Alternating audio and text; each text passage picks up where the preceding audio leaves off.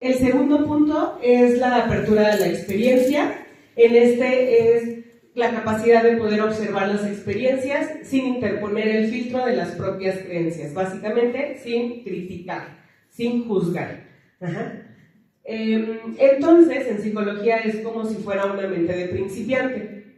Es la primera vez que te vas a presentar a ciertas emociones, sensaciones, colores, olores, aunque no sea así. Porque siempre estamos previstos que si algo me gusta, pues lo como más feliz, si algo no me gusta, pues ya le voy a hacer cara, si eso me recuerda a cuando salía con alguien, voy a decir o cualquiera de esas cosas me refiero a juzgar, a criticar con nosotros mismos por los alimentos. Y entonces nosotros nos damos cuenta, cuando nos comemos la manzana, que la textura hoy no te gusta. No es que no te guste la manzana, hoy la textura está pues suave, más de lo normal, casi que tú piensas pues ya está medio echada a perder, el sabor pues no es igual. Y entonces el objetivo es, ahí lo pongo, como no huir y no juzgar. No quiere decir que se tienen que comer el alimento a fuerza, porque eso forma parte de la conciencia. Quiere decir que debes de ser muy consciente para que realmente puedas tener la capacidad de juzgar o no y decir, bueno, juzgar entre comillas, porque no tendríamos que juzgar, más bien tomar una elección de decir, pues no me la voy a comer, porque sí ya está echada a perder, ¿no? Pero debes de tener esta conciencia plena, o no, o decir, bueno, la dejé en mi mochila y entonces por eso se me ahulló, y pues no pasa nada, igual está rica, pero indirectamente la estoy juzgando porque ya está aguadita, por ejemplo. La siguiente, por favor.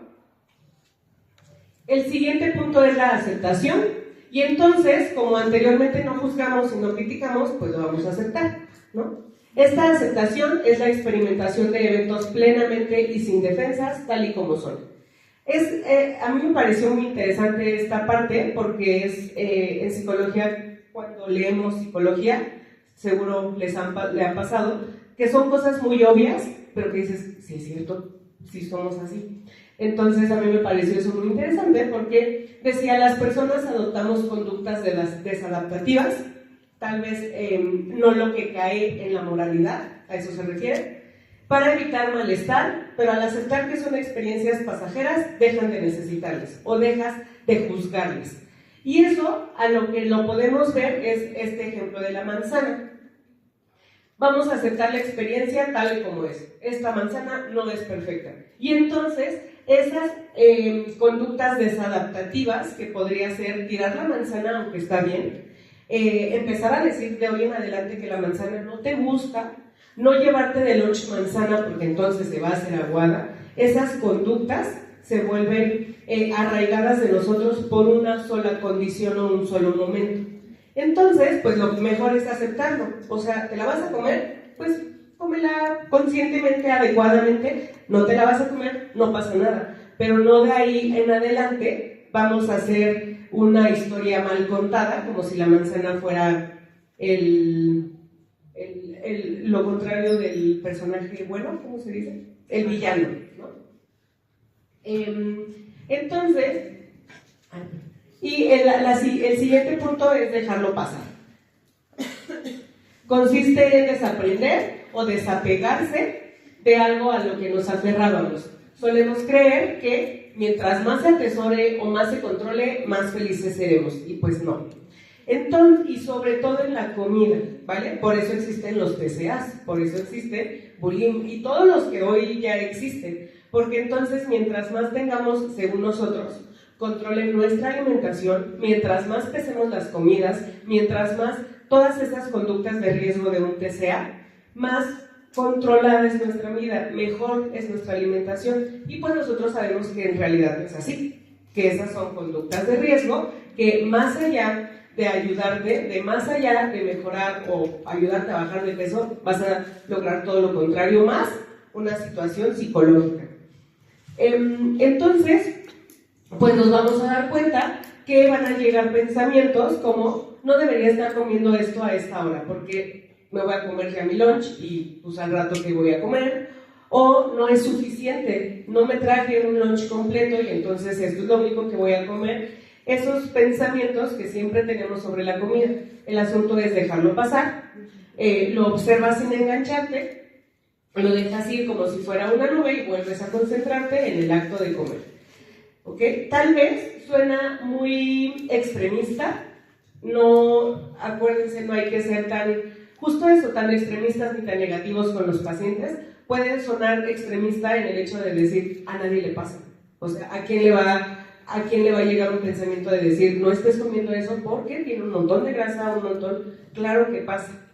Es obvio que pasa, por eso tenemos tantos problemas de nutrición y de psicología, pues juntos.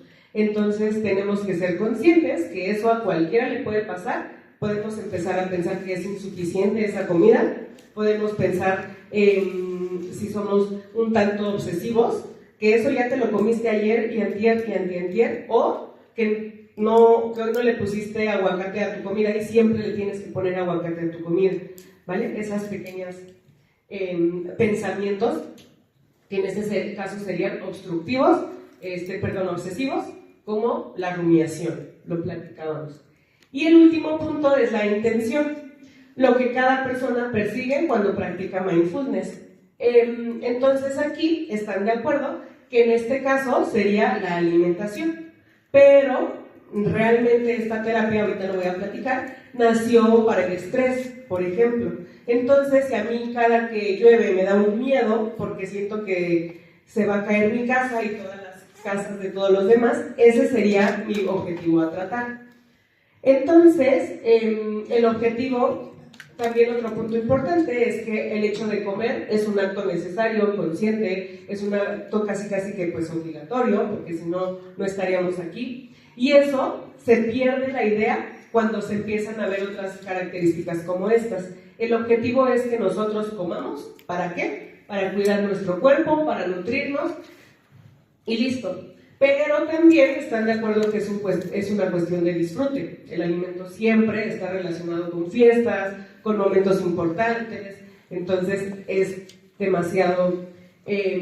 no se puede eliminar esas sensaciones positivas y muchas veces se vuelven negativas. La siguiente, por favor. Entonces, pues hablando de estos 5 componentes, podemos decir que están de acuerdo que la conciencia plena, que es el mindfulness, se puede apegar a casi todo lo que tú quieras apegarse. No lo vamos a hacer porque no somos psicólogos. Pero nace entonces a partir del mindfulness o de la conciencia plena el mindful eating. Inicialmente el mindfulness o la conciencia plena, se los decía ahorita, nace mucho en cuestiones de post-trauma, de post-estrés. Entonces nace como en medicina, como un manejo del dolor crónico, muchas veces posterior a un trauma. En la psicoterapia se ve mucho estudiado con ansiedad, depresión, estrés postraumático, y es un entrenamiento de la atención y regulación emocional. Entonces, en la alimentación tiene una aplicación pues un tanto más clínica y práctica, porque entonces podemos reeducar la forma de comer, recuperar el placer y la conciencia corporal y reducir conductas desadaptativas alimentarias como los TCAs.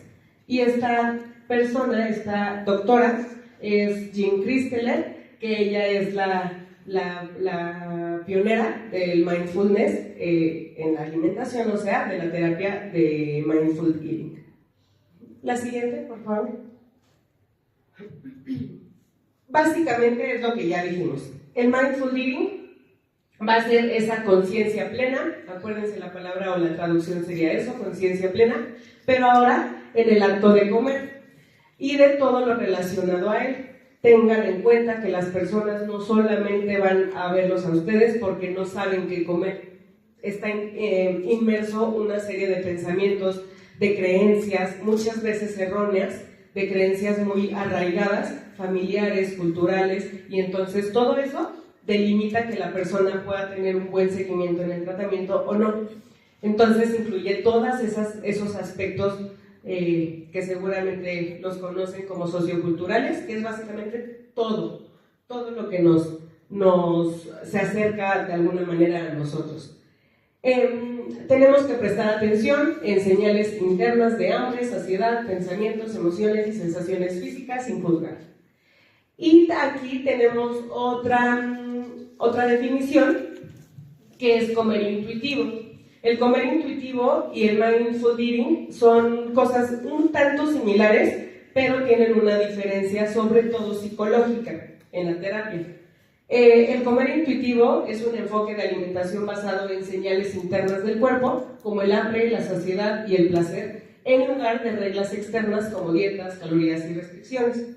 Entonces, podemos pensar que el mindful eating sí tiene una relación que incluye también estas señales externas, porque incluye todo tu medio, ¿vale? Y el comer intuitivo sería esa conciencia únicamente perceptiva de tu persona, nada más. Ya tengo hambre, ¿cómo sé que tengo hambre? Ya tengo sed, ¿cómo sé que tengo sed? ¿Quiero comer? ¿Realmente quiero comer o quiero estar picoteando? Porque no tengo hambre. Y esa sería comer intuitivo. Y el mindful eating sería todo lo que nos está rodeando, todo aquello que no nos está pareciendo adecuado en nuestra alimentación y que queremos tener un cambio. La siguiente, por favor. Y rápidamente les pongo esta tablita de diferencias. En el caso primero vemos mindful eating, comer intuitivo y después mindful eating. En el caso del enfoque, el comer intuitivo es psicoeducativo y de autorregulación. Y el mindful eating es una atención plena en el acto de comer. Esa es básicamente su diferencia. Y ahorita les voy a explicar un poquito al respecto. La base teórica del comer intuitivo es la psicología de la alimentación, y el mindful eating pues es el mindfulness. Ahí les pongo a sus fundadores, Tribole y Res del comer intuitivo y Jane Christeller del mindful eating. La aplicación clínica, sobre todo en comer intuitivo, está relacionado mucho en el peso corporal, en la imagen, pero también en los TCAs. Y en el mindful eating puede integrar comer emocional, ansiedad, atracones, casi todo también relacionado a los TCAs. El uso de la medicación pues va a ser 100% en el mindful eating, y la restricción calórica en ninguna de ellas es, porque están de acuerdo que la restricción calórica lo hacemos nosotros, ¿vale? Entonces, básicamente la diferencia es el enfoque. Decíamos, en un mindful eating, el psicoterapeuta que va a dar la terapia, no va a ser una psicoeducación, y una psicoeducación es estos momentos de autorregulación que tú tienes que conocer. Por ejemplo, no es así, pero para poner un ejemplo, el que tú estés muy estresado y entonces te empiezan a decir, bueno, piensa en 5 cosas y después piensa en su textura, ¿vale? Eso sería una psicoeducación. Te están conduciendo a un pensamiento un poco más crítico sobre la psicología. En el mindful eating no, solamente es sobre tu persona, sobre qué estás sintiendo, sobre qué estás pensando, sobre si te gusta o no el alimento, sobre tus pensamientos rumiantes. Esa es un poquito la gran diferencia que pueden tener estos dos terapias. La siguiente, por favor. Y bueno, así como ahorita veíamos los 5 pasos, aquí están nuevamente, pero en el mindful eating. Se observa el hambre y saciedad, entonces nosotros esto sí lo podemos hacer, y creo que debemos de empezar a tener esta conciencia, o ayudarles a nuestros pacientes a tener conciencia de la presencia y ausencia de hambre, y de la presencia y ausencia de saciedad, porque ni siquiera nosotros sabemos en muchas ocasiones cuándo tenemos hambre, ni cuándo estamos ya muy saciados. Y cuando lo sabemos, tenemos hambre cuando ya crujen mis tripas, ¿no? Eso desde antes ya tenías hambre, eso ya es el proceso fisiológico casi que final, pero conscientemente ya te tuviste que haber dado cuenta antes. Cuando estamos llenos, pues cuando ya literalmente tengo que abrirme mi pantalón porque ya no cabe mi pancita. Y tampoco, desde antes ya tuviste que haber tenido una sensación de saciedad, y es el último proceso casi fisiológico, corporal, del cual te estás dando cuenta. Entonces, Eso yo les invito a que sí busquen características, busquen cómo pueden, escuchen a sus pacientes y pregúntenles, ¿cuándo sientes que tienes hambre? Y entonces ustedes internamente empiecen a hacer estas escalas para ustedes, aunque existen. Y entonces evalúen el hambre física del 1 al 10, por ejemplo. Y ustedes pueden decir 10, para mí, es cuando te crujen las tripas. Pero entonces tú puedes decir un 1, o cuando ya tienes inclusive la sensación de vomitar porque tienes hambre. Ese ya sería quizá el 10. Después se usan los sentidos al comer. Entonces todos nuestros sentidos están intencionados en este momento, como aroma, textura, temperatura, sabor, sonidos, etc. La identificación de pensamientos y emociones, y sobre todo, identificación de pensamientos y emociones negativos. Estoy comiendo por ansiedad o aburrimiento, qué pensamientos aparecen en ese momento con respecto a la comida que voy a ingerir. Casi por último, vamos a aceptar sin juicios. No hay comida buena o comida mala, nosotros lo sabemos. Y se promueve la curiosidad, no la crítica. Y por último, pues hay prácticas con ejercicios guiados, como respiraciones conscientes, reflexiones guiadas, y ese punto están de acuerdo que ya es puramente psicológico. Nosotros no tendríamos que meternos en ese punto, pero sí nos podemos meter en todos los puntos iniciales. Y les vuelvo a decir que quede muy claro, no para hacer mindful eating, sino para poder probarnos quizá ciertas estrategias de la psicología para que nosotros las podamos integrar. Inclusive, ustedes pónganse a pensar cuántas veces no les ha parecido que la obesidad tiene que ser inicialmente tratada por un psicólogo y después, ya, o al mismo tiempo, referida con nosotros, porque hay estos aprendizajes, desaprendizajes, conciencias que nosotros no somos capaces de observar, de identificar, perdón, y tampoco de tratar, porque no es nuestro objetivo. Otro punto, aquí, por ejemplo, chicos, y es muy normal en la psicología, y creo que también nosotros lo podríamos hacer. En la psicología casi siempre, dependiendo de la terapia, mandan al paciente con tarea, ¿no? Y le dicen, de tarea tienes que ser consciente de cuando te enojas, debes de escribir, y hay diferentes tipos de tareas. Nosotros mandamos a nuestros pacientes sin tareas, nunca hay tareas, y no pasa nada, pero podríamos mandarlos con tareas, en el sentido de empezar a escribir como un tipo de recordatorio de 24 horas, pero de emociones. Todo bien, cuando no sientes ningún malestar, pues no escribes, pero cuando sentiste un malestar como inflamación, como emocional, cualquier situación que puede afectar nuestra alimentación, escribirlo. Y entonces, yo me acuerdo que una vez un pacientito llegó con sus medicamentos y todo bien organizado, y entonces es muy fácil, porque entonces detectas que el paciente no puede comer esto, porque cada que come esto se inflama. No puede comer esto, porque cada que come esto le causa irritación. Pero no lo sabemos y muchas veces no somos conscientes de eso. La palabra conciencia creo que abarca muchas cosas, y tenemos también que dejar de que pedirle prestado esa palabra a psicología, que es muy de psicología, porque también necesitamos esa palabra en nutrición para ser conscientes de nuestra alimentación. La siguiente, por favor.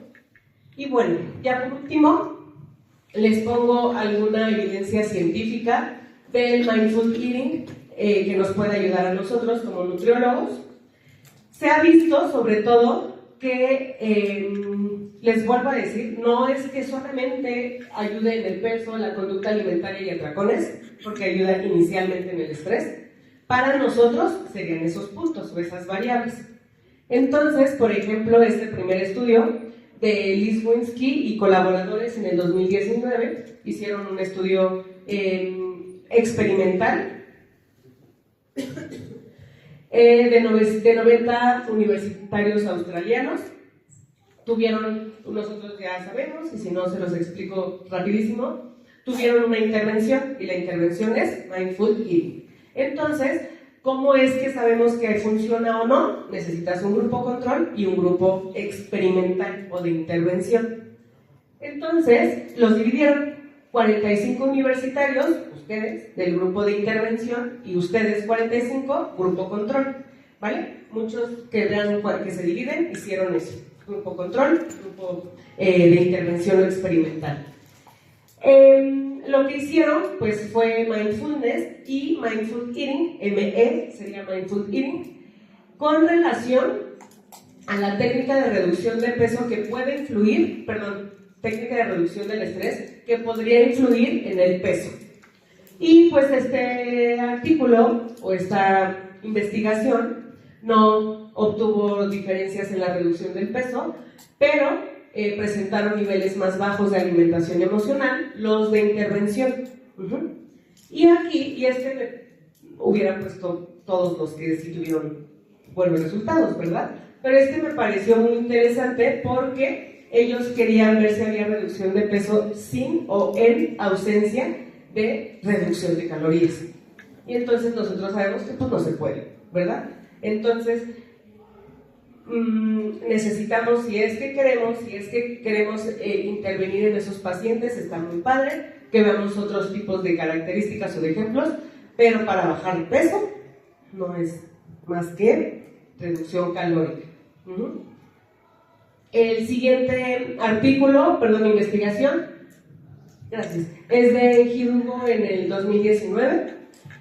Incluyeron 46 personas con enfermedades mentales graves, estadounidenses, y la característica o el objetivo era que tuvieran puntuaciones más pequeñas de alimentación emocional y atracones, porque encontraron que al tener estas enfermedades mentales se elevaba el riesgo de estos picoteos, el riesgo de esta alimentación emocional, de esta ansiedad reflejada en la alimentación. Y sí encontraron que no hubo grupo de intervención, todos entraron en el tratamiento de mindful eating y vieron que sí encontraron disminución de puntuaciones. En la investigación de Bill Smith y colaboradores en el 2019 fueron 158 individuos.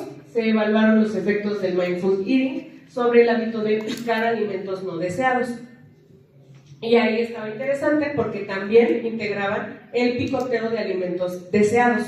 Y por no deseados hablamos de papas, frituras, gansito, etc. Alimentos industrializados o productos industrializados. Y los alimentos deseados como frutas, como inclusive agua de sabor, como gelatina. Y encontraron estos autores que aumentaron las puntuaciones relacionadas con el no deseo de picar. No subieron las de los productos deseados, no se incrementaron, que sería lo mejor, pero al menos disminuyeron los de los productos no deseados. La siguiente, por favor. En otra investigación, aquí tenemos otra variable que es la elección de alimentos. En otra investigación de Gunuk y colaboradores en el 2017, la hicieron en 22 mujeres adultas españolas y lo mismo, evaluaron los efectos del mindful eating sobre el mantenimiento de peso, pero después de la cirugía bariátrica. Y encontraron una reducción de peso en los niveles de depresión, alimentación emocional y de mantenimiento de peso. Inclusive, si ustedes ya vieron un poquito de cirugía bariátrica, es muy común que hayan este tipo de procesos de depresión, de ansiedad, porque las personas, si ya lo vieron, nutricionalmente las personas post cirugía bariátrica, pues cambia su alimentación completamente y sus cantidades se vuelven mínimas. Y entonces hay una cuestión emocional, hay una cuestión psicológica ahí muy grave de desapego a los alimentos. Y otra cosa muy importante es ver lo que hace también estas terapias es darte una buena comunicación con la alimentación. Esas personas suelen generar lo contrario. En otra investigación de Alirot et al. Con colaboradores en el 2017, incluyeron 70 mujeres adultas, otra vez, 35 del grupo de intervención o experimental y 35 en el grupo control. y evaluaron el efecto del mindful eating sobre la elección de alimentos, ingesta y sabor. Lo que encontraron fue una reducción significativa de conductas alimentarias por motivos externos y consumo de alimentos de alta densidad calórica. Y esto a mí me pareció bien interesante porque los motivos externos incluyen el etiquetado bonito, incluyen los colores de la etiqueta que son bonitos, incluye las modas de los alimentos, que se sabe que suele intervenir mucho en cómo elegimos nuestros alimentos, inclusive más que hace muchos años. Es decir, ustedes, quizá no porque están un poquito sesgados, porque son estudiantes o ya son nutriólogos, pero se ha visto que la sociedad elige sus alimentos por el color que les gusta, elige sus alimentos por en dónde están ubicados. El marketing es al revés, más bien el alimento, la alimentación, el proceso de alimentación está súper acechado por el marketing. Entonces está interesante que inclusive esa conciencia plena, como el mindful eating, haya sido objeto para la disminución de estas especificaciones. Y la última investigación es de Mason y colaboradores en el 2016, incluyeron 194 individuos con obesidad, 100 de intervención y 94 del grupo control, y lo que evaluaron fueron los efectos del mindful eating en el consumo de dulces, niveles de glucemia en ayuno, y básicamente encontraron que sí había reducción en ambos. ¿Vale? Y ya por último, vengan con la siguiente, por favor.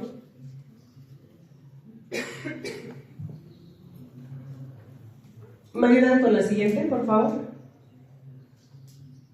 Como conclusiones, pues el mindful eating no es una dieta, ni mucho menos, ni siquiera es una terapia nutricional, es una terapia psicológica, pero tiene una actividad muy importante en la forma de relacionarse con la comida, desde la conciencia y sin el juicio, que nosotros no enseñamos esa manera de relacionarnos, que es sumamente importante.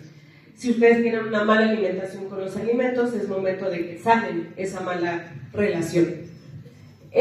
Aunque como nutriólogos nunca vamos a aplicar una intervención de esta manera, como el mindful eating, es importante conocer sus principios, como les decía, porque entonces podemos robarnos o pedir prestado muchas estrategias que hacen en psicología que funcionan para volver a educar, y nosotros no tenemos, desafortunadamente nos dan materias de educación en nutrición, pero no nos enseñan cómo volver a educar. Y incorporar técnicas simples como el registro consciente, como un diario, pausas antes de comer o la exploración sensorial de los alimentos puede mejorar la adherencia a los planes nutricionales. Y como ahorita les mostré, hay muchísima, les puse solo 6, pero hay muchísima evidencia científica que respalda la utilidad en la reducción de atracones, control de peso y la mejora del bienestar emocional. Obviamente, pues depende del apego al tratamiento de las personas, pero pues realmente funciona. La siguiente, por favor. Y eso es todo. Les agradezco mucho. Yo creo que...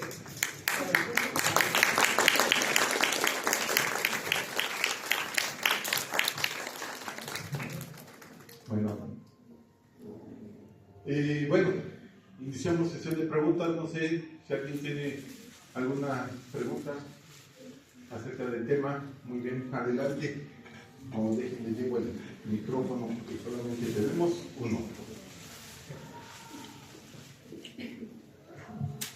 Gracias por su ponencia, Liz. Muy bonita la información, muy útil. Tengo dos. La primera, ¿hasta qué punto como nutriólogos podemos intervenir en esta situación del área de psicología con este tipo de técnicas? Lo llamaría yo. ¿Usted cómo se da cuenta con un paciente hasta dónde podemos llegar? Y número dos, ¿cómo como nutriólogos nos podemos seguir preparando en este sentido sin invadir o cruzar esa línea de los otros profesionales de psicología? Muchas gracias, Akari. Yo creo que no podemos, y lo dijiste bien, no podemos invadir otras disciplinas. Yo soy quien me conoce, muy cuadrada en lo ético. Eso raya en la práctica un poco ética, pero creo que el poder conocer el abanico de terapias y lo que influye en esas terapias puede ayudarnos para saber qué podemos darle a nuestros pacientes. Sin tener, por ejemplo, el registro de emociones, no necesitamos una conciencia o no necesitamos mayor conocimientos psicológicos. Solamente lo que vamos a ver es indagar en cada persona cuando come qué alimentos se siente de esa manera. Y tú decidirás si aumentas esa cantidad de alimento o se la eliminas. No para hacer cuestiones de, bueno, entonces nos vamos a sentar y entonces vamos a platicar sobre por qué te sientes así. No tenemos esa capacidad. Entonces, creo que solo son esas técnicas, no es toda la intervención. Es importante ver lo que hace hoy en día en terapia física, por ejemplo, que también nos incumbe mucho en la parte de actividad física, cómo evalúan en terapia física, en psicología, para ver qué nos puede ayudar sin estar dando una terapia física o psicológica. Y la siguiente pregunta me decías, ¿y cómo podemos informarnos más? Yo creo que la mejor manera de informarnos es leyendo artículos nuevos. Y pues se los digo casi siempre a mis alumnos, es complicado porque no están, y cada año yo creo que vamos a tener menos interés en la lectura. Y eso va a hacer que seamos, pues, no quiero decir la palabra, pero no tan preparados, ¿no? Vean, desde mi experiencia, mi formación como maestra y doctora fue en investigación. Y me doy cuenta que sí hay una gran diferencia a solamente la parte clínica. No quiero decir que los clínicos no sepan, por supuesto que saben mucho más que yo en la clínica, pero sí hay una mayor interpretación. Estos estudios como experimentales están padrísimos, pero si no sabemos estadística, es probable que no los entendamos al 100%. Si no sabemos cómo hicieron la muestra, vamos a pensar que están mal hechos. Entonces es estudiar desde el principio la metodología, sus materias que seguramente son las más aburridas, y no sé por qué, pero volverlas a dar un repaso y pues estudiar. Y yo también lo que hago mucho es ver más allá de los resultados, la metodología. ¿Qué hicieron? ¿Cómo lo hicieron? ¿Qué instrumentos utilizaron? Hay muchos instrumentos de psicología que nosotros usamos. Saberlos usar bien. No estamos siendo psicólogos y nunca lo vamos a hacer, pero sí tener el conocimiento un poquito más amplio para saber conocer, para saber utilizarlos, y también tener la conciencia cuando decir, esto ya no puedo, y mi paciente estoy segura que necesita un psicólogo. Y entonces ya ayudarte con un psicólogo a referir a ese paciente. Gracias. ¿Alguien más?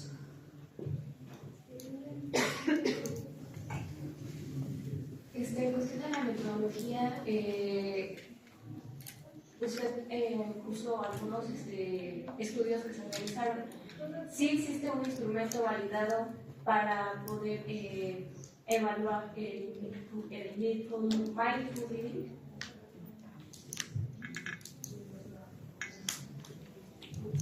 No, lo que se puede evaluar son conciencia, comer intuitivo. El mindful eating es más una terapia que una definición. Entonces todavía no hay, y no creo que se pueda hacer un instrumento para evaluar mindful eating, porque lo que se hace es como basar tu terapia. Mi primer consulta se hace esta, y después esto, y después esto, y después esto. Pero lo que sí existe son instrumentos para evaluar todas estas palabras, todas estas definiciones, como comer intuitivo, como riesgo de trastorno de la conducta alimentaria, como rumiación respecto a la alimentación. Sí existen demasiados instrumentos psicológicos relacionados a la alimentación, y volvemos a lo mismo. No quiere decir que los psicólogos quieran ser nutriólogos. Los psicólogos, al ser ciencias de la salud, pueden tener una intervención dentro de algunas situaciones alimentarias, pero de mindful eating como tal no existe, porque es la intervención, pero sí existe para que tú puedas conocer si tu paciente puede o no necesitar en algún momento alguna terapia de estas. De nada. ¿Alguna pregunta más?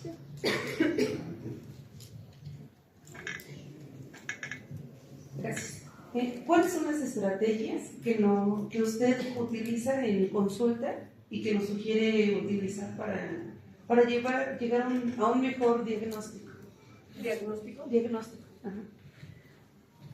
O una alimentación consciente. Yo creo que voy a responder más de la alimentación consciente porque me parece más interesante o más importante. Depende mucho el tipo de paciente, ¿no? Yo me he encontrado pacientes muy metódicos, muy disciplinados, y entonces a ellos les puedo pedir lo que sea, pero no puede ser igual para pacientes que tal vez están ahí solo porque alguien los mandó o porque pues ya ni modo.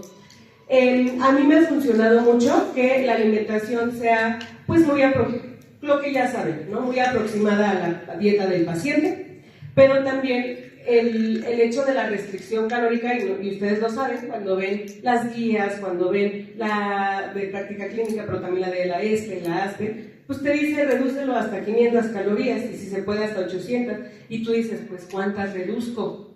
Y entonces ahí empieza mucho tu juicio como nutriólogo de decir cuántas vas a reducir. Yo generalmente, sobre todo para peso, voy a hablar para obesidad, pues generalmente no disminuyo en el primer momento demasiadas calorías, intento hacer una dieta muy relacionada a su consumo, pero cuando se dan cuenta, se hacen alimentos muy grandes, se hacen comidas muy grandes, porque 1800 calorías bien hechas son muchísimas. Entonces ellos empiezan a tener como quizá este desapego de decir, ¿por qué tantas? Y entonces ya les quitas más alimentos. No quitarles alimentos tan de golpe, creo, a mí me ha funcionado muy bien. Y entonces hago por momentos como, consume demasiado refresco. El objetivo va a ser primero el refresco, porque hablando entonces un poco de psicología, nosotros sabemos que si haces algo muchos días, 21 días no, más, se hace más apegado a ti, no se hace un hábito, porque el hábito se puede cambiar muy rápido, desafortunadamente, se hace muy apegado a ti. Entonces eso creo que funciona, dejas la coca y ya. Y entonces tú le empiezas a hablar muy bonito de porque, ay, ¿y cómo? ¿A poco no te sentiste menos inflamado? Sí. Ay, ¿a poco no te sentiste menos tal? Sí. Y entonces vas reforzando esas emociones o esas modificaciones pequeñitas por alimentos. Creo que eso a mí me ha funcionado demasiado y sobre todo ser demasiado... como se dice, empático con el paciente, no echarte una plática enorme, pero sí la empatía, porque eso es mucho de qué puedes agarrar y qué puedes escuchar para saber por dónde llegan a los pacientes. Gracias. Muy bien, pues agradecemos a la doctora Mónica Bautista Rodríguez por su interesante conferencia. Muchas gracias, doctora. Y pues hacemos entrega de su reconocimiento, que a la letra dicen: el Colegio de Nutriólogos del Estado de México otorga el presente reconocimiento a la doctora Mónica Bautista Rodríguez por su destacada participación como ponente en la conferencia Mindful Eating en el 4º Congreso de Nutrición y Salud Emocional, Estrés, Ansiedad y Depresión, celebrado el 5 y 6 de junio del 2025 en el Grupo Colegio Mexiquense. Atentamente, doctora Alejandra Karina Pérez Fáñez, presidente del Colegio de Nutriólogos del Estado de México. Muchas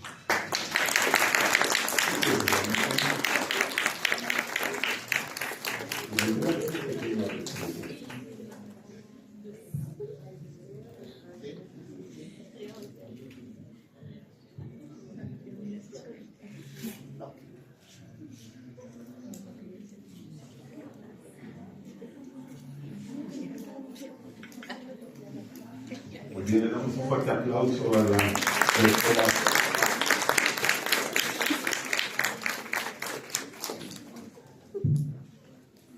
Saber comer es saber vivir. Ahora invitamos a los miembros del presidio para que realicen la segunda entrega de las constancias a nuevos miembros. Solicitamos la presencia de la doctora Alejandra Karina Pérez Fáñez, nuestra presidenta del Colegio de Nutriólogos, del Colegio Nacional de Fisioterapia y Terapia Física, al doctor Jorge Monroy Garduño,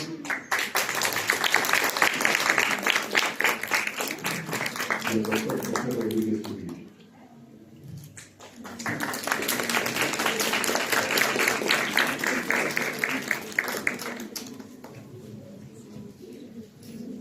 Hemos estado defendiendo en estos 2 días la multidisciplinariedad entre el área de la salud.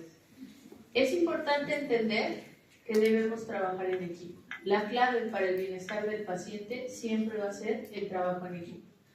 Tal es el ejemplo de esto que el día de hoy tengo el gusto de estar con un integrante más de nuestro equipo multidisciplinario, secretario segundo y propietario del Colegio Nacional de Terapia Física y Fisioterapia, y como primera constancia oficial, hoy tengo el gusto de darle el reconocimiento al doctor José Rodríguez Uribe por su valiosa participación como colaborador honorario interdisciplinario, construyendo de manera significativa el fortalecimiento del trabajo académico, profesional y comunitario de esta asociación, mediante su compromiso, ética y aportaciones en el marco de las actividades desarrolladas en la nutrición y la salud integral. Su colaboración ha sido fundamental para promover la vinculación entre disciplinas, el enriquecimiento del conocimiento y el impulso de estrategias orientadas al bienestar y la población.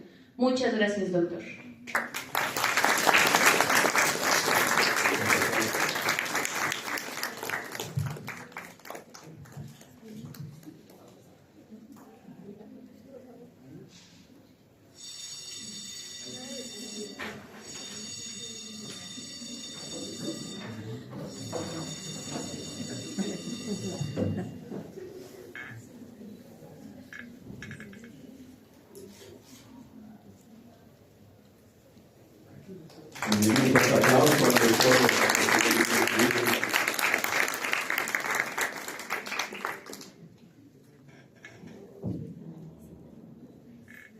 Bueno, a continuación pues vamos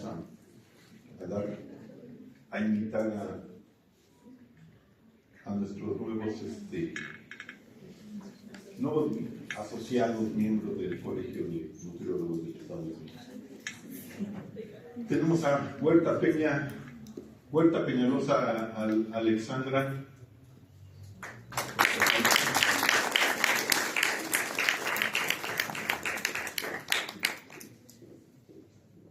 Lugo Salazar Ana Jazmín.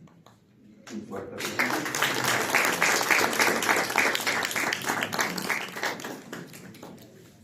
González Cepeda Ashley Citlali.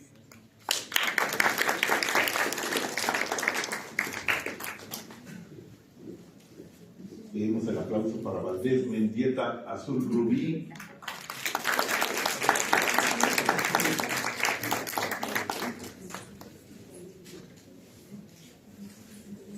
Velázquez Severiano Carmen Guadalupe.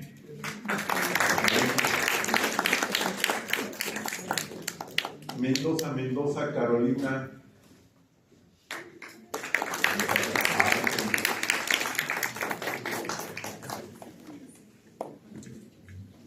Solicitamos a Quiroz Bobadilla Diana Fabiola.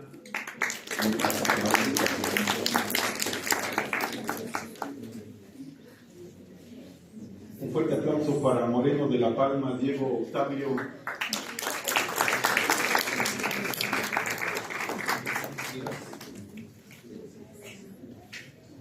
Recibimos con un aplauso también a Bobadilla Hernández Edith Ivonne.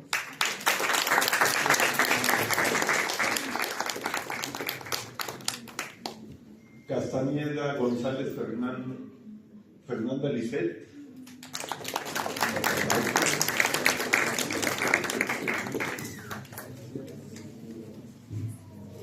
Solicitamos a Solano Navarrete Guadalupe.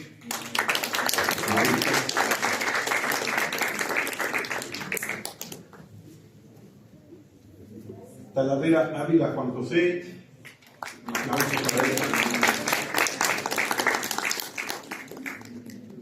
Zarco de la Cruz Laura Grisel. Un fuerte aplauso.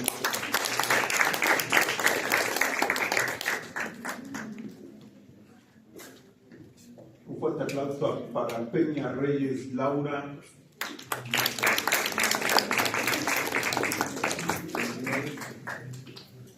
García Ruiz Lilian. Un fuerte aplauso. Necesitamos la presencia de Hernández Avilés Maribel. Fuerte aplauso.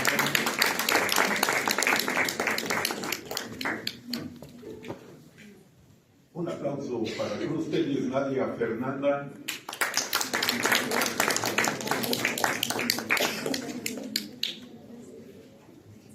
Solicitamos la presencia de Clara Hernández Zaira Jacqueline.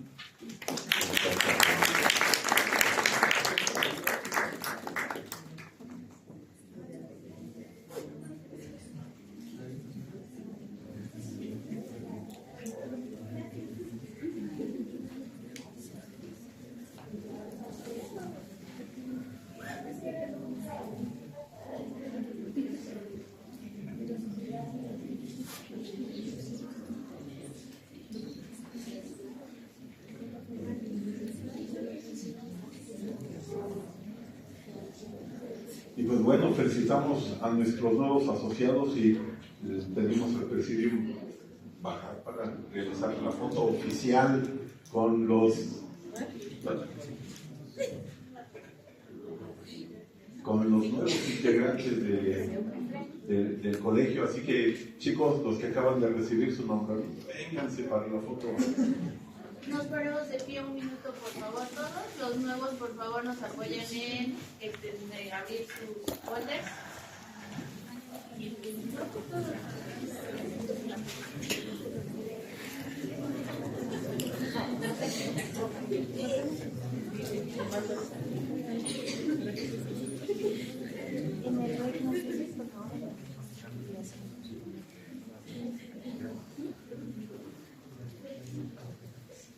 Constancia final, ¿todos listos? Dice 1, 2, 3.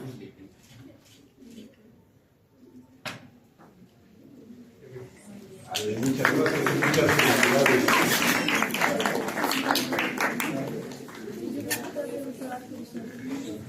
Muy bien, les habíamos pedido que tuvieran muy en la mano sus gafetitos. Vamos a hacer entrega de 4 regalos que nos da Yakult. Si ustedes observan, muchas gracias, en su gafetito en la parte de atrás tiene un numerito, ¿vale? ¿Listos? Tengo aquí el número 65. ¿Sí está? Pásele por su regalo de Yakult.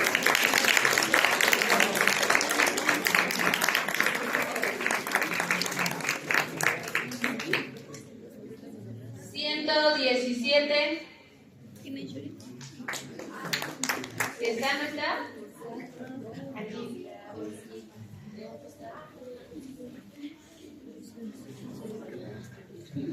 No, a ustedes. 29. Está, ya la vi, la otra.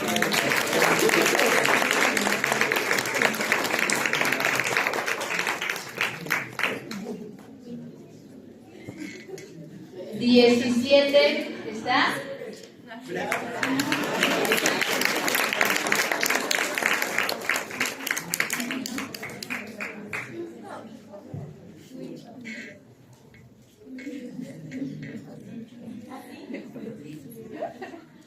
Y nos faltaría uno para esta primera ronda. Recuerden que cada patrocinador nos trae regalos diferentes.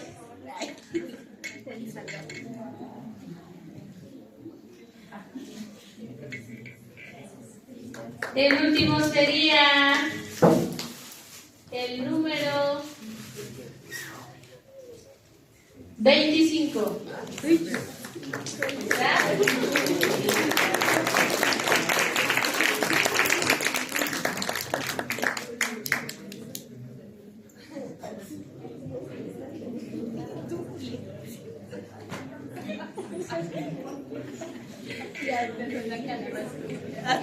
Bueno, pues les pedimos nuevamente guardar sus cafecitos muy bien para nuestros siguiente momento de la vida. Muchas gracias.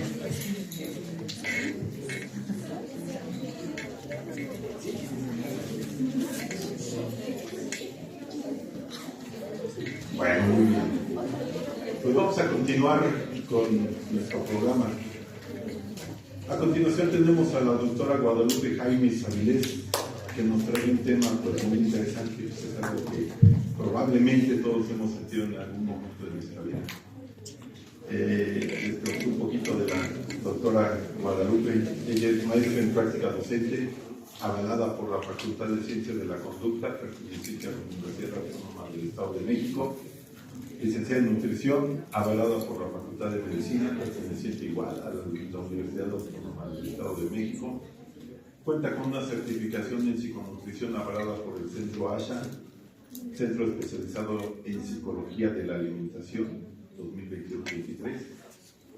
Una recertificación en psiconutrición igual avalada por el Centro ASHA. Docente de nivel superior en la licenciatura en nutrición, supervisora de servicio social de la Universidad Mexiquense del Bicentenario, docente a nivel medio superior desde el 2009 a la fecha. Así que les pedimos un fuerte aplauso a la doctora Guadalupe Jaimes Avilés, que nos va a deleitar con el tema factores que detonan el hambre emocional.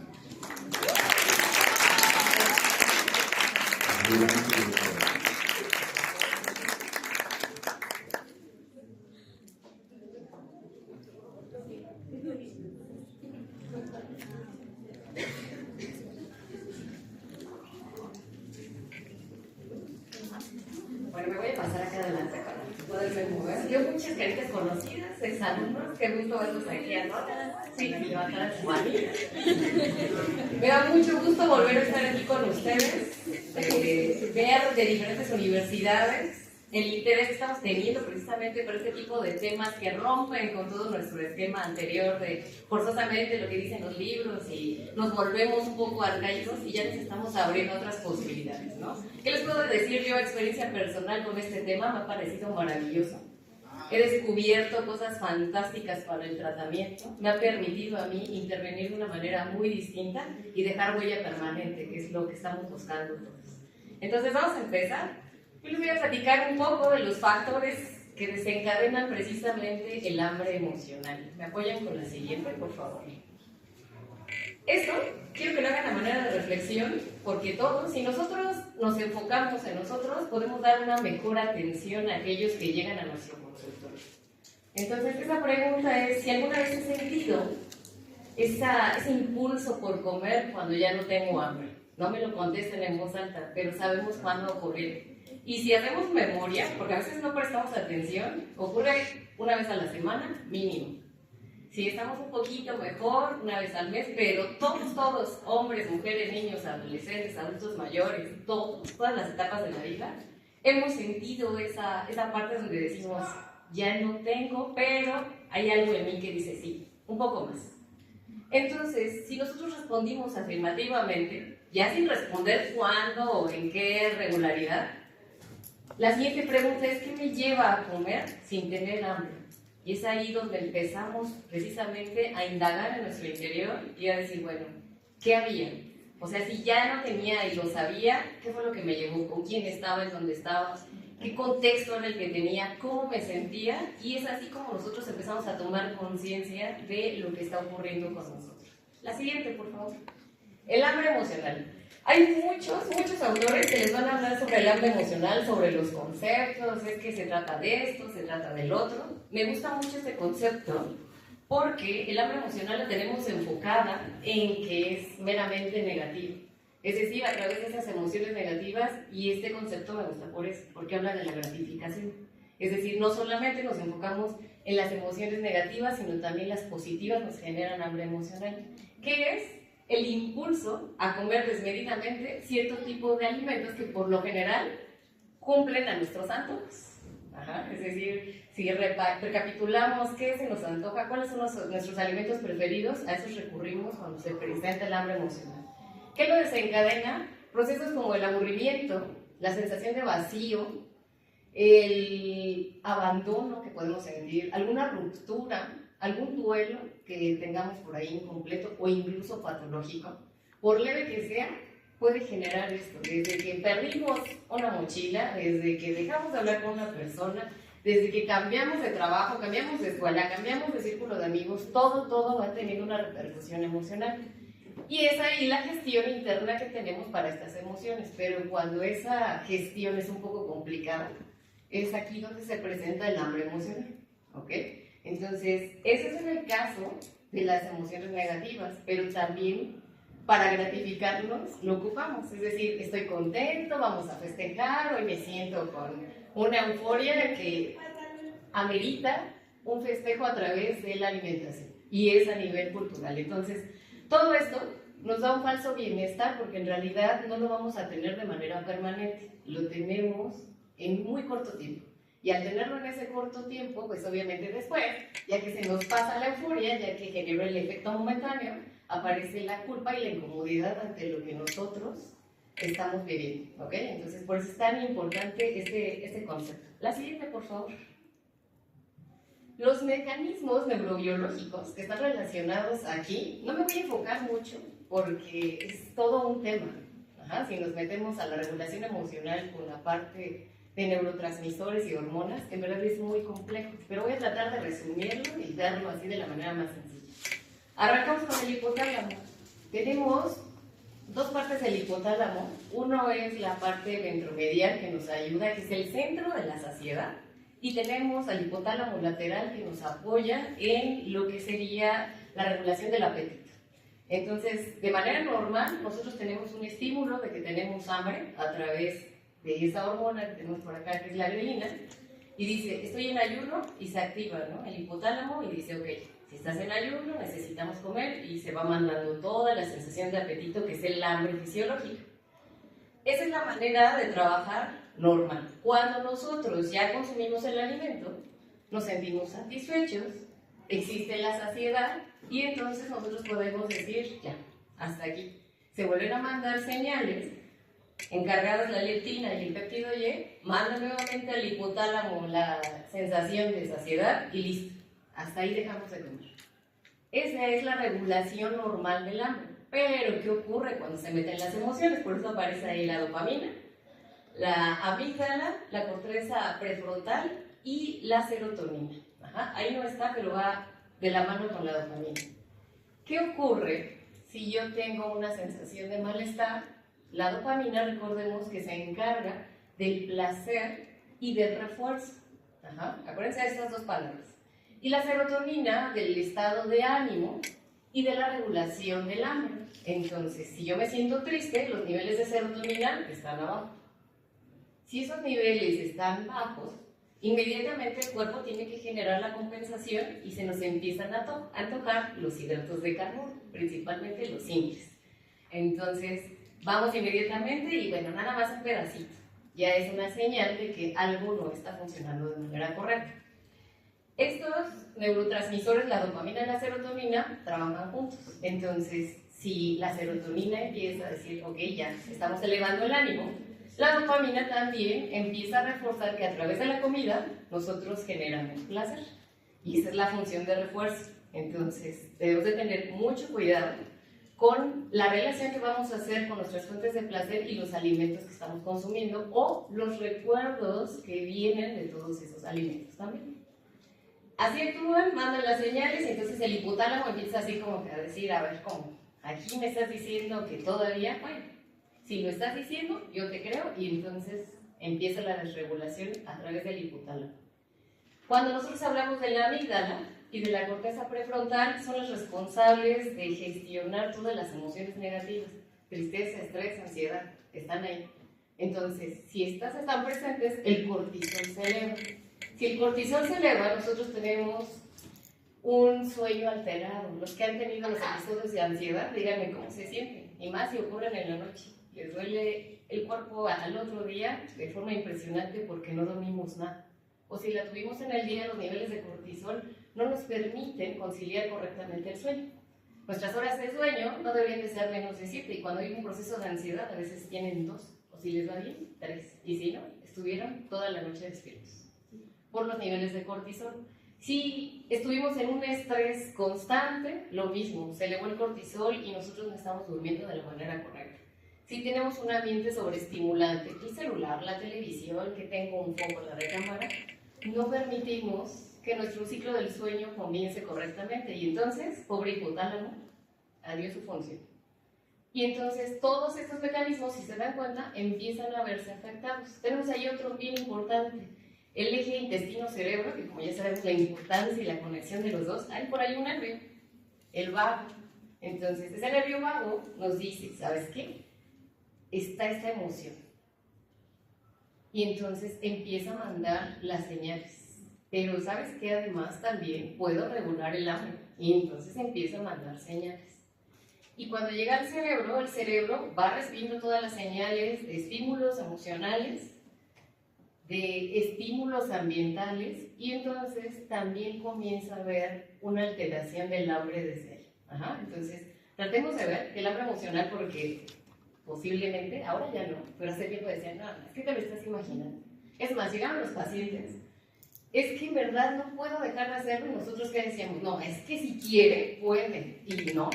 A veces, aunque quiera, no puede, porque está todo esto mezclado. Por eso tenemos que irnos a la parte más profunda de esa tensión que se puede presentar precisamente con estas alteraciones.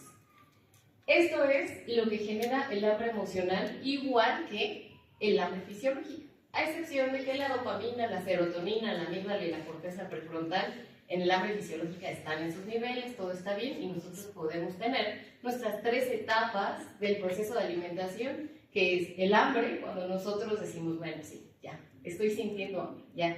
En la parte del estómago, en la parte del abdomen, ya siento ahí que algo está sucediendo. Aparece la satisfacción, ok, ya consumí los alimentos, hasta aquí. O sea, ya me siento bien, ya siento plenitud. Y la saciedad, que es sostener esa plenitud hasta la próxima señal de hambre. Que no es inmediatamente y no es de manera constante. Ahí el punto medular de esto, ¿ok? La siguiente, por favor.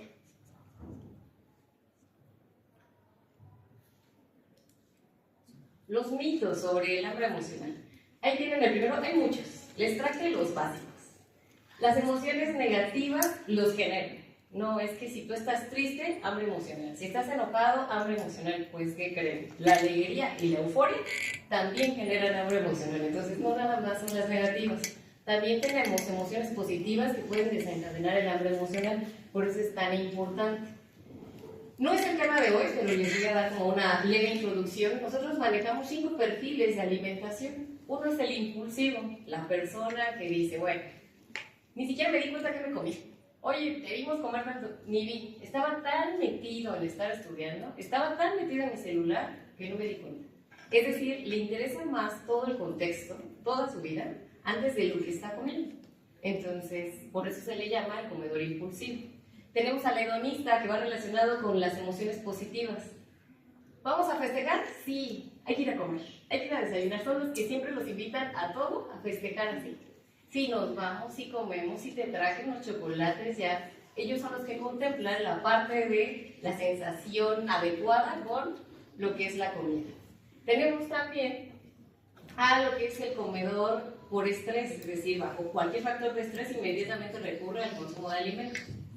Tenemos al vigorizante, los que están aburridos, cansados y dicen, no, necesito algo para levantar mi ánimo, y entonces consumen alimentos. Y tenemos al evasivo, aquel que sabe qué emociones se están presentando y entonces, para evitar enfrentar esa emoción, lo que hace es consumir alimentos. Entonces, en ese sentido, es que aparecen precisamente, gracias, las emociones positivas y negativas. El que tenemos a la derecha es que es exclusivo de adultos, no. Los niños lo presentan y los adolescentes también. La ventaja del niño es que todo lo enfoca desde el aspecto emocional en su alimentación, pero lo va madurando.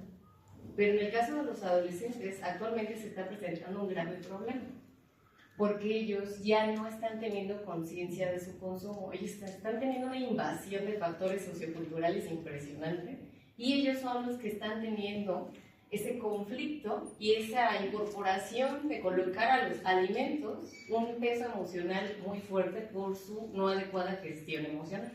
Entonces, ese es un problema que hay que atender desde este momento, porque en un futuro van a ser los adultos que presenten este tema, ¿ok?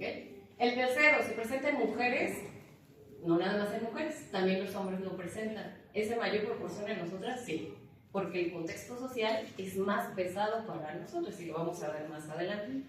Pero eso no deja exento al género masculino de también presentar hambre emocional bajo un proceso de estrés. Entendamos que aquí, en la regulación emocional, en la gestión de esas emociones, no hay una distinción de género, todos somos humanos y el cerebro actúa de la misma manera, ¿ok? Y con alimentos no saludables dicen que se presenta, también es falso, se puede presentar con alimentos saludables, todo depende del perfil de alimentación de la persona, de sus creencias, de sus gustos, etc. El que sigue, por favor. El que sigue, por favor. Vamos con los factores desencadenantes. Factores psicológicos.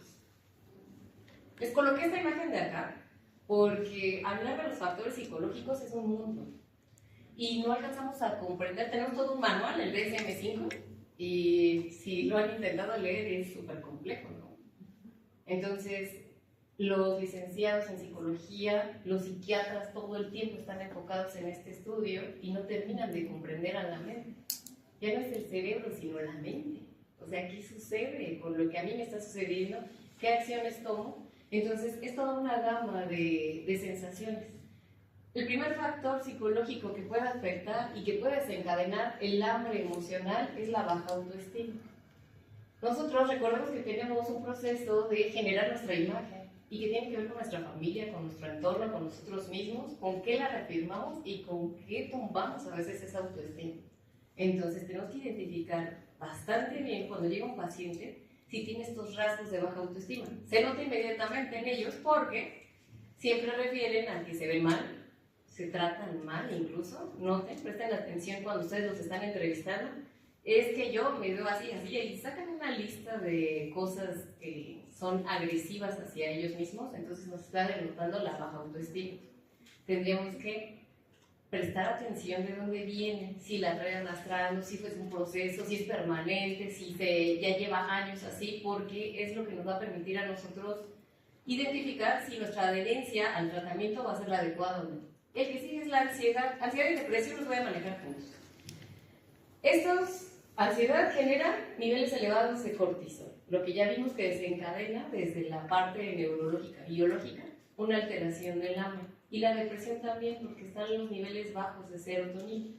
Al estar bajos, inmediatamente las personas con depresión recurren a la alimentación con hidratos de carbono simples, porque es lo que les genera un placer momentáneo.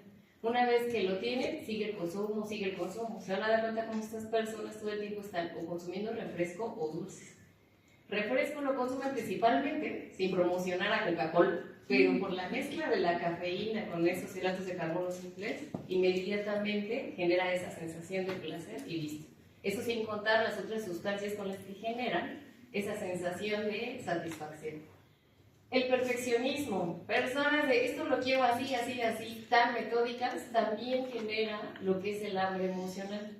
Parece que no, parece que todo es normal, pero son muy precisas en los momentos en los cuales se presenta y obviamente no se menciona. Casi siempre los perfeccionistas tienden al hambre emocional, pero con ciertos alimentos. No hacen un uso de los alimentos ricos en grasas o en carbohidratos, sino que se enfocan más a otro tipo de alimentos, pero al final sigue siendo hambre emocional. El aburrimiento nos puede llevar al consumo inadecuado de alimentos. Si estamos aburridos, y nos aburrimos en el día, yo creo que millones de veces. Ya estamos aburridos, esto ya, la plática ya no, esto ya no. Constantemente nos estamos aburriendo y hay diferentes tipos de aburrimiento. Entonces pueden desencadenar el estrés crónico. Si nosotros estamos expuestos a nivel laboral, a nivel de ustedes que están tan pequeños estudiando, a nivel de conflictos personales, si nosotros tenemos estrés agudo, no se presenta el hambre emocional. Eso es lo chistoso. Pero si lo mantenemos crónico, esos niveles de cortisol tan elevados son los que empiezan con la desregulación en el hipotálamo. Entonces, un estrés momentáneo no nos va a llevar a esto. Cuando nosotros tengamos hambre emocional, tenemos que hacer un análisis en retrospectiva y verificar cuáles factores se presentaron de estrés crónico, porque son los que lo desencadenaron realmente. Todo esto nos lleva a una gestión inadecuada de emociones.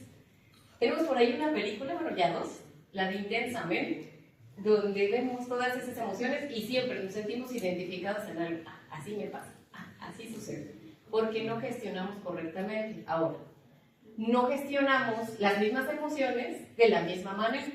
Para mí, posiblemente el enojo sea muy sencillo de gestionar, pero no un duelo, por ejemplo, poner una pérdida, aunque sea de algo material. Entonces yo lo gestiono diferente. Tal vez la persona que tengo al lado gestiona mucho mejor las pérdidas, pero no el enojo. Entonces, todos gestionamos emociones de manera distinta y todos tenemos ahí un problemita de gestión emocional. Por eso es muy importante la asistencia y el trabajo integral con el psicólogo, porque todos no necesitamos estar mal para aprender a gestionar las emociones de manera correcta. La siguiente, por favor. Los factores sociales y culturales. Y este que tengo acá es uno de los más importantes. La presión social estética. Si ustedes se dan cuenta, las mujeres, por eso somos las que lo presentamos mal, estamos muy más el hambre emocional, porque estamos expuestas a la figura ideal que debemos de cumplir. Ajá. Es decir, no vemos, ay, bueno, estamos en México, aquí la estatura es menor. Ah, no, nosotros queremos la mega estatura, la figura tipo Barbie, porque es lo que nos están colocando los medios. Entonces, aunque digamos, no, o sea, sí estoy muy segura de mí y no pasa nada, sabemos en el fondo que cuando vemos una foto decimos, sí, me gustaría estar así, sí, me gustaría hacer tal cosa, y empezamos con un rechazo sin darnos cuenta. Los hombres sí están expuestos también porque a partir de la pandemia, no sé si notaron, cuando empezó todo el boom de hacer ejercicio, todo lo fit se fue al cielo. Entonces ya todo era hombres y mujeres en el gimnasio. Y ahora hay que cubrir ese parámetro. O sea, antes era sé esbelto, ahora debes estar tonificado. O sea, hay que ver también los músculos, cómo se empiezan a marcar y empieza otra tendencia completamente diferente. Entonces, esta presión estética social es muy importante porque desde niños, adolescentes y adultos la presentan. Ajá. Si estamos expuestos a ella y que la tenemos por todas partes, obviamente vamos a tener un factor de riesgo. El que sigue son las celebraciones. Nosotros, bautismo, primera comunión, los que son católicos, ¿no? Que es un cumpleaños, que se graduó, entonces todo es desayuno, comida, cena. No sabemos festejar de maneras diferentes. Es más, si hay fiestas patrias, ¿cómo lo festejamos? Comiendo, exactamente. Y volvemos. Nosotros tenemos muchísimas celebraciones, Día de Muertos, ofrendas, ¿qué tal todo lo que nosotros consumimos? Y no está mal. Son tradiciones que tenemos que conservar, pero con la moderación de qué implica esa celebración y no necesito hacer todo un ritual de comida para poder celebrar lo que nuestras costumbres nos están marcando, ¿ok? Entonces las celebraciones son un detalle, más las que tenemos muy arraigadas a nivel familiar, por eso va de la mano con las normas. En esta casa desayunamos, comemos, cenamos, merendamos y cenamos. Oye, es que yo no tengo hambre. Ah, no. Aquí se hace así. Cuando tengas tu casa ya pones tus reglas. ¿No? Entonces, esas reglas que nos imponen son desde pequeños. Dese cuenta, cuando un niño no quiere comer, la insistencia del padre o de la madre, cómete hasta que te lo acabes. Estamos acostumbrados a eso, a comer hasta que acabemos. Y que bueno, en mi casa tal vez me sirven moderadamente, pero si llego a otra casa y me sirven el doble, mi mamá me dijo que hasta que me lo acabe, y igual. Entonces, ese es el detalle que tenemos a nivel de las normas familiares. Debemos de romper con ese arraigo que se les coloca desde niños de hasta que te lo acabes, no. Deberíamos enseñar a identificar las sensaciones. Ya no quieres, no pasa nada. Pero nos da un pánico que no coma el niño. Pero si no tiene hambre, ya vimos que es el hipotálamo. Si estuviera así ya una semana, ya debería de preocuparnos. Pero por un día no creo que haya una desregulación ahí en todo el sistema neurobiológico, ¿verdad? Entonces hay que dejarlos también que pase esa etapa. Hay que vigilar qué alimentos son los que están teniendo rechazo, cuáles podemos ofrecer o inclusive en qué presentaciones. Y finalmente tenemos a las redes sociales. Todo se maneja ya a través de esto. Información, desinformación, todo lo estamos haciendo a través de las redes. Cada etapa de la vida tiene la suya. Entonces los adultos ahí tienen a todo su Facebook saturado de imágenes que cubrir, de estética. Ustedes tienen a Instagram, tienen a TikTok y aquí, ojo con Instagram. porque hay muchísima comida. Nos marcan unas cosas tan deliciosas que no tienen hambre y se antojan. Ajá. En plena era de la inteligencia artificial, donde tenemos todo a la mano si lo queremos, lo que va a vender ahora son las emociones. Y ahí lo consiguen, porque ni siquiera lo están oliendo. ¿Recuerdan ustedes, los que son nutriólogos, las fases con las que activamos también la sensación de hambre? Y empieza con la fase cefálica, es decir, lo leemos y lo vemos y decimos, ay, sí, como que ya tengo antojo de comer. Pero ojo aquí, cuando estamos en algún lugar que lo vemos, decimos, sí, lo estoy oliendo, lo estoy viendo, pero aquí con verlo ya siento que lo estoy oliendo. Imagínense qué bien hecho está. Porque vemos una hamburguesa cuando les colocan el queso y lo están derritiendo y lo muerde y wow, ¿no? Bueno, y esos coreanos son expertos en antojarnos las cosas. Comen de una manera que decimos, wow, ya, quiero eso, ¿no? Eso es el efecto de las redes sociales y provocan el hambre emocional. Y ojo aquí, no hay ninguna emoción negativa, ¿estamos de acuerdo? Es una sensación de gratificación que queremos buscar.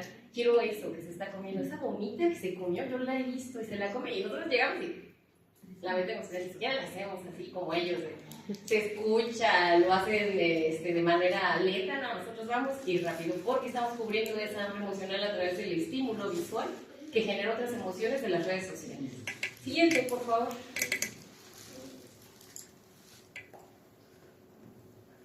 Los factores biológicos y del entorno. Y aquí tenemos las alteraciones hormonales. Nuevamente, pues sí, la mujer es la más afectada. Recuerden que nosotros empezamos a perder estrógenos desde los 35 años. Entonces empiezan en declive, hasta que finalmente alcanzamos la desaparición de estos, a unos 12 pictogramas más o menos, cuando ya aparece la menopausia.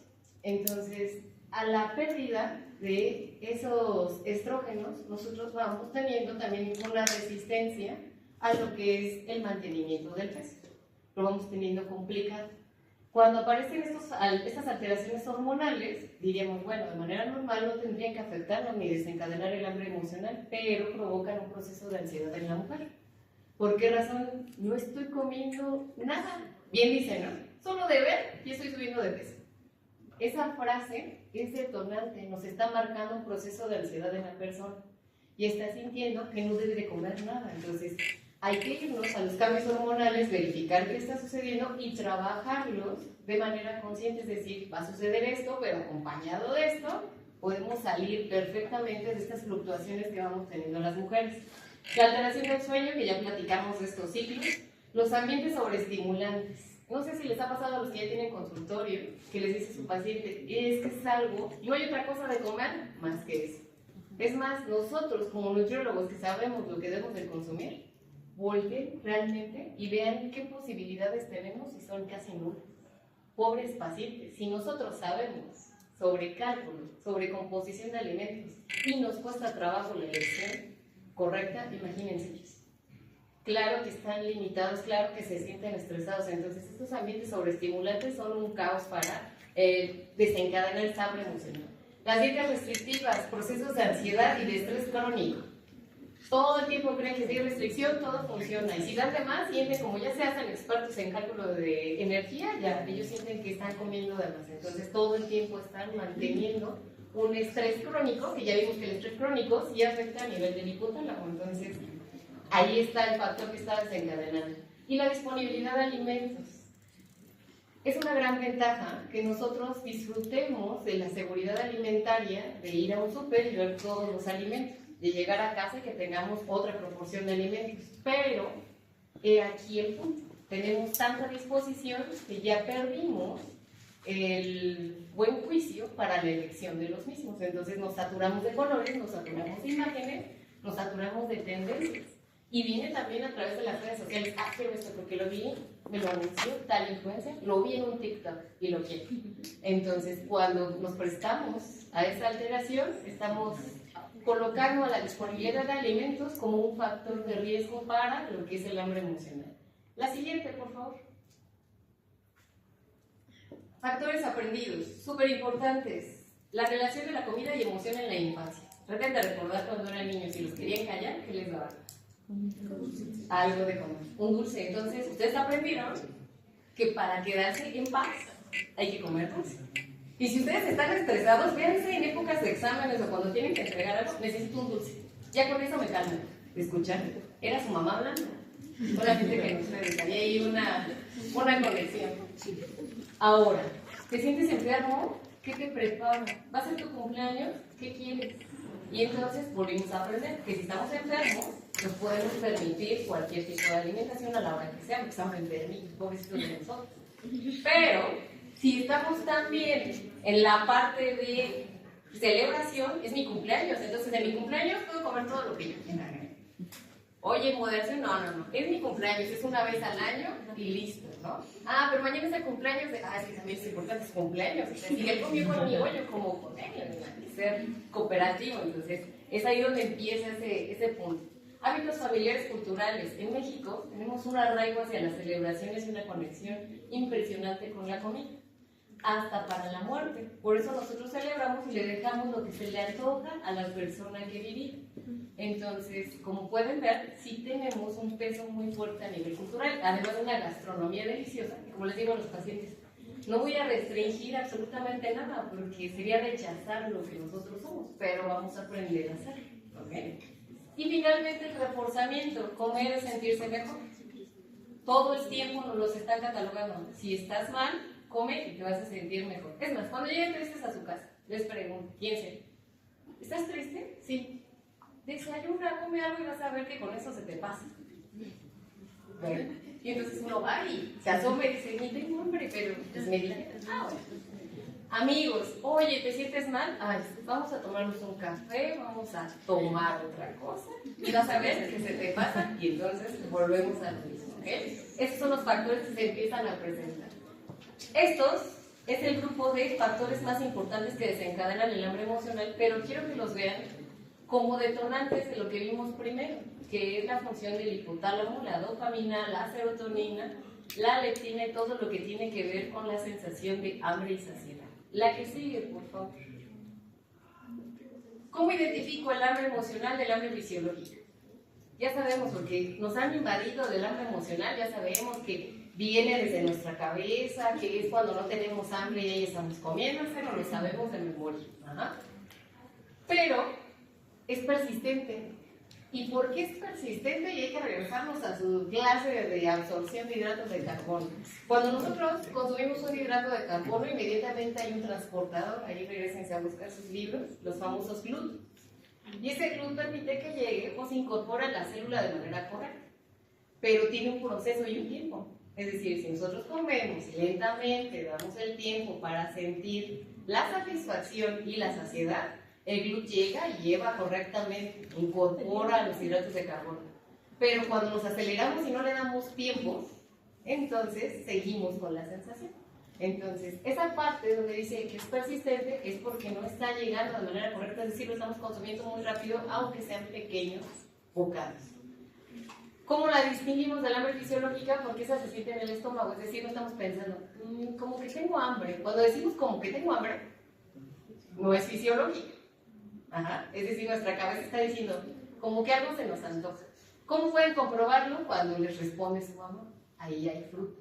¿Y qué le responden? Ay, mamá. No, otra cosa. Otra cosa es hambre emocional. Si realmente tuvieran hambre, les pusieran fruta, verdura, lo que vieran, lo consumen. No dicen, ay, esto está frío, ay, esto no quiero calentar. Nada, lo consumen. Y en el hambre fisiológica, es completamente distinto a esto. Cuando decimos, ay, no, o sea, yo tenía antojo de como que te vieras una mamá bien linda y me prepararas tal cosa y con eso, y empezamos a relacionarlo con las emociones. La de allá aparece de forma gradual y acá aparece así, de forma inmediata, ya, en ese instante, necesito un chocolate, necesito un helado, necesito tal cosa, es la manera en la que aparece. Allá nos genera plenitud y satisfacción y aquí nos genera culpa. Y la sentimos de forma inmediata, Acabamos de comer y decimos, no debí de haberme comido. Me siento mal. Y a veces ni siquiera es la sensación, luego dicen, es que me siento inflamado, pero no. Recapitule y no es la sensación tan física, está, y obviamente estamos somatizando. Recuerda que una emoción es un estímulo que viene desde esa sensación y entonces genera una situación somática. Y por eso las distinguimos. Entonces, obviamente allá está desencadenando algo completamente incorrecto desde el hambre emocional. La que sigue, por favor. ¿Qué conclusiones podemos dar sobre esto? Número 1, el hambre emocional no es algo malo. Ajá. Quitémosle la etiqueta de, no, pésimo. O sea, si se nos presenta, algo estamos haciendo mal. Es un indicador de que hay un conflicto interno que hay que solucionar. Es decir, ¿qué está sucediendo dentro que yo debo de componer? Ya tuve hoy mi episodio de hambre emocional. No, digamos que no tomemos esa culpa y la dejemos ahí de manera permanente. Tomemos eso y digamos, ¿por qué se presenta? Ah, pues por tal. ¿Y por qué? Entonces, indagamos y podemos solucionar más adelante. Entonces, no hagan ver al paciente que esto es algo negativo. Si les dice, ay, es que sucedió eso. Es más sencilla la comunicación y la intervención con nosotros si logramos que ellos se sinceren y digan, me ocurrió tal cosa, porque podemos intervenir de mejor manera. La regulación emocional es indispensable para la atención y el tratamiento. Ajá.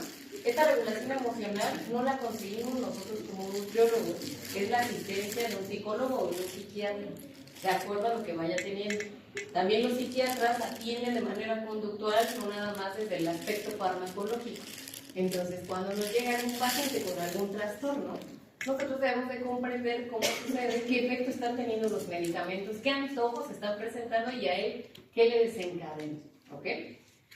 El medicamento base de los trastornos mentales casi siempre es la fluoxetina. Y esta genera una sensación de querer consumir alimentos. Ayuda a elevar la serotonina para que el estado de ánimo obviamente esté mejor. Pero también provoca esos antojos. Si nosotros vemos, estaremos hablando de un factor que está desencadenando que no haya una correcta función y entonces se presenta el hambre emocional. Eso también tenemos que indagar, porque ello se puede presentar. Podemos decir, bueno, es que ya está en el tratamiento, pero no todos los tratamientos y no todos los organismos son iguales para que nosotros podamos definir una misma línea de acción. El acompañamiento psiconutricional es indispensable. ¿Pero quiénes son?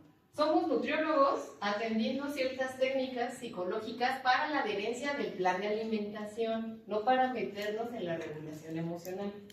Si un psicólogo tiene una certificación en psiconutrición, no es para dar un régimen de alimentación, es para que trabaje con las herramientas enfocadas a la alimentación, es decir, tenemos bien delimitado hasta dónde trabajamos. Nosotros con las herramientas que tienen que ver con la alimentación, ellos con lo que se presenta relacionado a la alimentación. Nosotros no damos terapia cognitivo-conductual de ningún tipo y ellos tampoco dan planes de alimentación, pero ambos podemos certificarnos en este aspecto, ¿ok? Y promover la alimentación consciente desde nuestro perfil de alimentación. Esos perfiles de alimentación los tenemos todos, nadie se salva. Podemos tener los 5, podemos tener 1, 2, 3, depende de las características que tengamos y tampoco se van a desaparecer, ya es parte de nosotros. Entonces tenemos que ver qué tipo de perfil tenemos para saber qué estrategias son las que tenemos que trabajar. Digamos que vamos a aprender a coexistir con los otros yo que tenemos por ahí en cuestión de alimentación. ¿Ok? Siguiente, por favor. Les dejo este mensaje para terminar. Mucha autocompasión con ustedes porque son seres humanos gestionando emociones. Entonces tenemos que ser muy tolerantes. Si ustedes aprenden a ser tolerantes con ustedes mismos, van a poder ser tolerantes con los pacientes.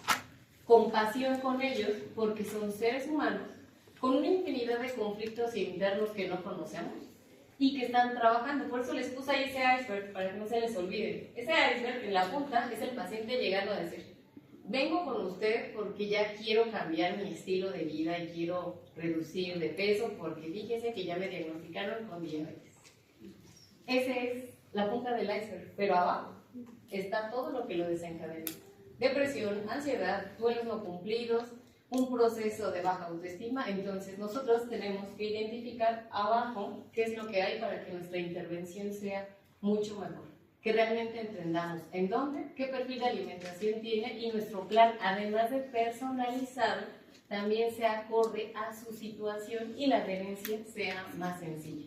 Si ya sé que es un paciente con un perfil de alimentación bajo el estrés, entonces ya sé que si tiene presión laboral, seguramente se va a desencadenar un episodio de hambre emocional. ¿Qué es lo que tengo que hacer? Ayudarlo a que, si está expuesto a eso, los alimentos que lleve sean los más acordes para poder solventar esa sensación o inclusive quitarle la importancia a la alimentación o la relación que está haciendo con ese festejo. Ajá. En el caso, por ejemplo, de los hedonistas que dicen, bueno, yo quiero ir a festejar todo con comida, hay otras maneras de festejar, no necesitas estar comiendo, y ya sabemos que si hay una celebración familiar, seguramente va a tener un episodio de hambre emocional, lo ayudamos a que vean que conviviendo, jugando o haciendo otra cosa, tiene la misma sensación, pero la fuente de placer ya no son los alimentos. Con eso me despido, chicos, muchísimas gracias.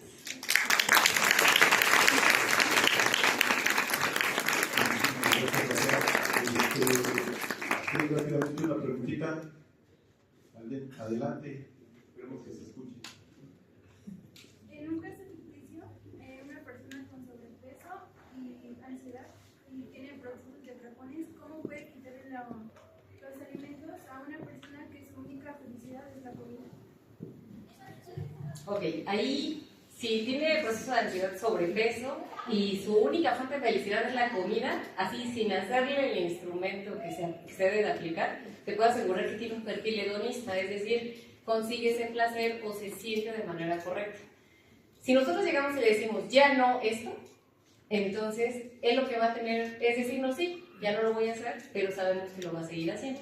Y va a haber un rechazo o un abandono al tratamiento. ¿Qué tenemos que hacer nosotros? ¿Sabes qué? Vamos a negociar. ¿Qué te gusta? No, pues es que a mí me encanta el chocolate y si me lo quitan, perfecto. Entonces vamos a colocar dentro del plan, por el momento, ese chocolate para hacerlo transitorio, es decir, no te lo voy a quitar, te voy a enseñar que con otras cosas puedes sentir el mismo placer. Yo te doy el chocolate, quito el proceso de ansiedad, no va a ser las 3 barras que consumías, el cálculo que hice es para que comas media barra, ¿estamos de acuerdo? Tú ganas, yo gano. Ah, perfecto, sí, estoy de acuerdo, lo empiezan a comer. Y además hay que hacerlos conscientes de las sensaciones. Hay un ejercicio que hago mucho con los pacientes, principalmente con ellos, que dicen, esto no lo puedo dejar, es que se ven en los ojos y lo prueben, pero sin verlo, que lo huelan, que lo sientan, y se dan cuenta que no era tan delicioso como creí, porque empiezan a decir, olía como raro, como a quemado, se sentía toda la grasa en la lengua, pero cuando nos lo comemos rápido, perdemos esas sensaciones. Entonces yo te recomendaría que vayas a la negociación. ¿Dónde gana él? ¿Dónde ganas tú? Como si estuvieran trabajando en equipo. Y después vuelves a hacer una renegociación. Es más, él mismo te va a decir, yo no lo necesito, ya estoy bien así. Puede ser ahora otra cosa y entonces hay que irnos paso por paso. Identifica primero cuál es el que te está generando a ti problema, conflicto. Trabaja en ese y después vete a otro y a otro. Porque ese tipo de personas tienen muchísimas fuentes de placer en alimentos. No tienen uno solo. Entonces esa sería la recomendación que yo te podría dar en mi caso hipotético. Muchísimas gracias, vamos a brindarle un fuerte aplauso.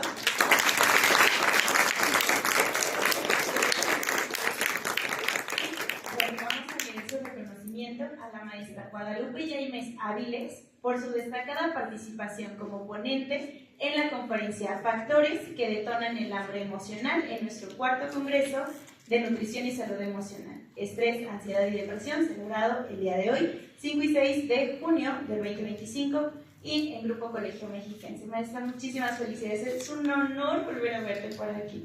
Así que otro fuerte aplauso, le damos un reconocimiento.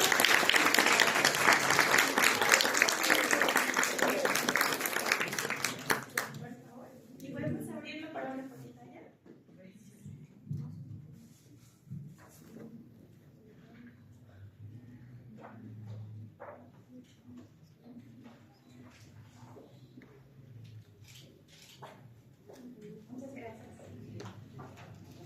Muchas gracias.